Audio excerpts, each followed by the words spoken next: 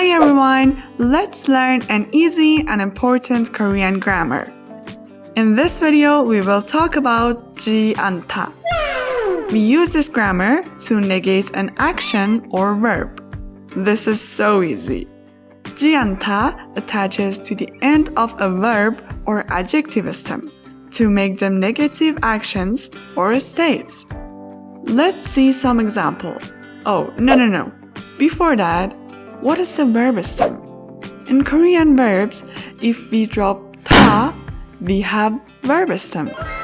That's it. Okay, let's back on 지 않다. For example, we have 보다. 보다 means to see. Okay, we drop 다, 보 plus 지 않다, 보지 않다. Don't see. Another example. 먹다. 먹다 means to eat. We drop 다, 먹 plus 지 않다, 먹지 않다. Don't eat.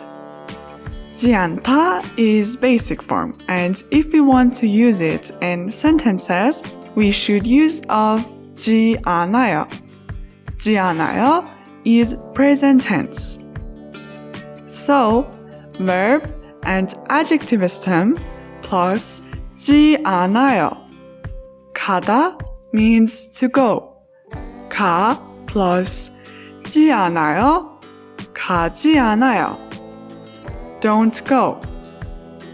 지 않아요 in sentences. 택시가 오지 않아요. The taxi is not coming. 오다 means to come. We drop 다, 오 plus 지 않아요, 오지 않아요. 라면은 맵지 않아요. Ramen is not spicy. 맵다 means to be spicy. As always, we drop 다, 맵 plus 지 않아요, 맵지 않아요. Okay guys, that was 지 않다 grammar, and don't forget to subscribe Tofu channel.